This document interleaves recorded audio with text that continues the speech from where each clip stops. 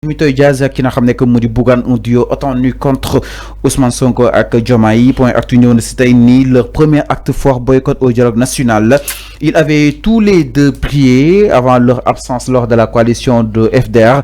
Barth et Bougane avaient été aperçus en grande complicité dans un restaurant à Paris. Les deux hommes étaient en alliance politique lors des législatives avec Sam Sa Kaddu. Leur tempérament bagarreur justement et hostile à Ousmane Sonko pourrait donner un souffle nouveau à l'opposition abonnée aux conférences de presse. Alors enfin, desewoon nañ ci restaurant gis ngeen ko waxtaan neen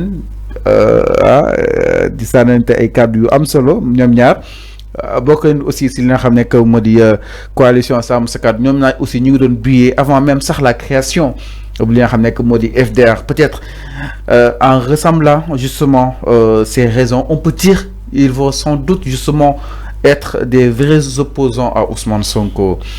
Est-ce que tu vois un avenir si toutefois qui n'a ramené que Modi Barthélémy Diaz avec Bougane former un duo pour faire face à Ousmane Sonko avec Bassirou Diomaye Diakhar Faye, le président de la République? De toute façon, ce duo-là existe. Ça existe déjà. Ils ont gagné. Ils ont combien de députés? 3 députés. Est-ce que ce duo-là est aussi... C'est un duo gagnant. C'est une question. Est-ce que Barthélémy Diaz et Bougane, pour nous créer un duo, ils auront gain de cause?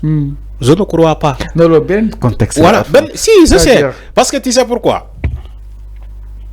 Ñom ñaari, ils sont pas compatibles. Pas madame. Ils peuvent être ensemble ni ci conférence de presse. Non. Entre autres. Non. Beaucoup mentalité. Ils sont pas parfois nga gis nit ñaari nit ñi andani mais ils sont pas compatibles. Barthélémy Diaz ak Bougane mën nañu and mais ils sont pas compatibles. Oui. Te Bougane c'est lui le grand perdant. C'est Bougane qui va perdre. Parce que Bougane va être toujours derrière Barthélémy Diaz. Barthélémy Diaz ne sera jamais derrière Bougane. Fallou, li may wax ni politique lay wax. Si Bougane est ambitieux dans la politique, s'il décide de coaliser avec Barthélémy Diaz, al topé lay doon. Mom moy nek toujours ginaaw Barthélémy Diaz. Te Barthélémy Diaz ne sera jamais derrière Bougane. Voilà le jeu électoral. Bougane qui aspire à être un maire, voilà un député, voilà un président de la République. C'est normal parce que Barth mo redit soit le politique. Non, c'est pas normal. C'est pas normal. Ousmane Sonko ñom Khalifa Sall ñoko jitu ci politique. Dafa ñew feul len, romb len. Selon les instances du moment. Et la masse électorale, faut nous basculer. Si la masse électorale de Bougane est plus importante que celle de Barthélémy Diaz, c'est Bougane qui doit prendre les devants. Politique non le malgré ça dit que les gens ils font tellement d'erreurs de casting. Yewi askan comment dire Sàmm Sa Kàddu c'est erreur bobu lañu def. Ils ont fait une erreur de casting. Dañu regrouper ay borom tour. Ñu regrouper len ci coalition Sàmm Sa Kàddu après pour avoir 3 députés seulement. Parce que defuñu erreur casting, defuñu casting bu baax. Les gars qui se sont retrouvés sur la coalition Sàmm Sa Kàddu, ils sont pas compatibles. Waxna ko fi des mois bien avant. Waxna ko fi. Ils sont pas compatibles. Fallo, en matière électorale, il y a des gens qui pèsent lourd, il y a des gens qui comptent. C'est pas la même chose. C'est 2 mots différents. Des gens qui pèsent, moi madame, ay nit yo xamante dañoo am base politique. Ils pèsent électoralement parlant, ils pèsent lourd. Bon démé fu mu dëkk am na fa base. Le gars, il peut te gagner au moins son bureau de vote. Il peut gagner une localité. Il peut gagner ça et ça. Électoralement parlant, il pèse. Mais il y a des gens qui comptent. Bah, il m'a terminé l'analyse. Les gens qui comptent. Les gens qui comptent. Les gens qui comptent, c'est comme Barthélémy Diaz. Barthélémy Diaz, il pèse pas électoralement. Parce qu'il a une base politique. Barthélémy Diaz, il compte électoralement. Parce que tour la am. Tour la am. Amul électorat. Yaa ngi dégg Bougane tour la am mais l'électorat de Gëm Sa Bopp jamono bii ni moo ëpp fuuf l'électorat de Barthélémy Diaz jamono bii ni la parce que Barthélémy Diaz a démissionné de Taxawu Sénégal Bougane instant bii nii lu mu bon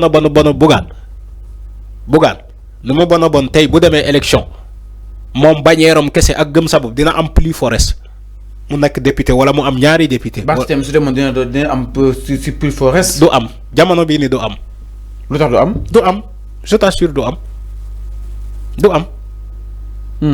du am Fallou bu leen jël tuuru jàmbur ngeen ne bu demee dina am du am parce que tuur bi ngeen jël tuur Barthélémy Dias amul benn électorat amul base politique amu ko.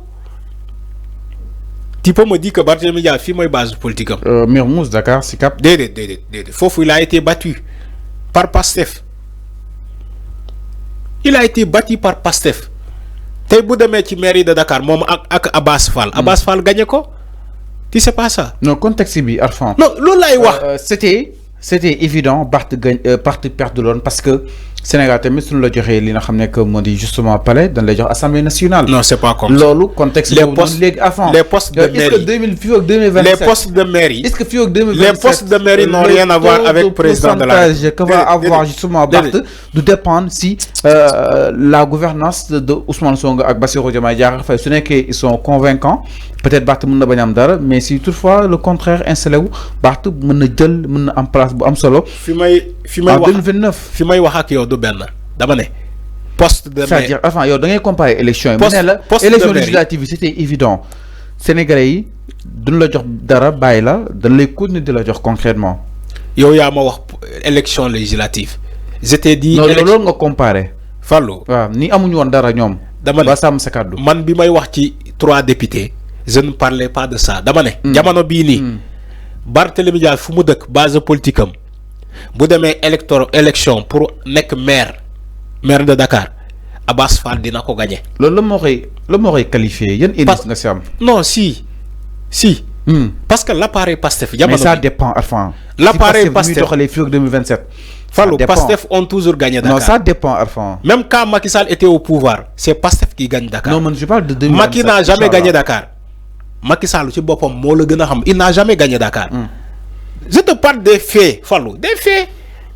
Macky musul gagné Dakar pourtant Pastef léegi la ñu ñëw il gagne toujours Dakar. ok tu crois que d'ici les années là jusqu'en 2029 Barthélémy Dias il va gagner Dakar c'est ce que tu crois. politique du am réew aussi. dama ne Barthélémy Dias ba 2029 mënul gagner Dakar sëñ bi loolu laa lay wax. ñoom malheureusement ñoom ay sondage ñoo leen di nax dégg nga ko fii moom Barthélémy Dias day taxaw ci bureau am ñu ne waaye selon les sondages kenn mënul gagner élection premier tour gars yi gagner élection premier tour Barthélémy Dias taxaw ne selon les sondages ñun seen coalition nu mu tudd. sàmm sa kàddu ñun sàmm sa kàddu ñun ñooy gagner assemblée nationale ba pare ñu imposer suñu gouvernement selon les sondages. mais moom toujours sondage yi dañ ko nax élection yi daf ñoo nax parce que lu toll ni Amadou Ba fu ñu àndee yàlla nax Macky Sall sàmm sa kàddu. ñun on espérait que ni dinañ amoon dara mais après leen comprendre que ni Sénégalais yi dañ lay jox ba jox la maanaam pour ñu xool la. naka ngay gouverner yàlla nax maanaam ñoom duñ dugal bopp. ama ñan la nax ama élection yi ñan la nax. manipulateurs yi doon taxaw di naan foule bii topp Ousmane Sonko amuñu carte d'identité ngeen gis ay foule di dem ngeen mën a ràññee xale bële am na carte d'identité kële amul carte d'identité kële am na kële amul ci foule bi ngay gis ci télé nga ne xale yii yëpp amuñu carte d'identité. alors loolu moo leen di nax manipulation yi ñuy taxaw ci télé yi dinaa non xale yi ndaw yi ñooy topp Sonko amuñu carte d'identité. c'est clair xale yi ñëw dem élection dem voter wuli leen wuli yi métti. je crois que ils vont plus faire cette erreur là de dire que way foule bi topp Ousmane Sonko ay xale xawma 16 ans 3 ans xawma 4 ans xale yooyu amuñu carte d'identité. alors merci beaucoup il faut plus refaire cette erreur là. jaajëf avant ñu ñëw suñu ponk mujj si li nga xam ne moo di waxtaan wi exactement. ponk mujj bi la ñuy daal di ñëw par rapport ak justement mbiru ki nga xam ne moo di Abdou Nguer donc Abdou.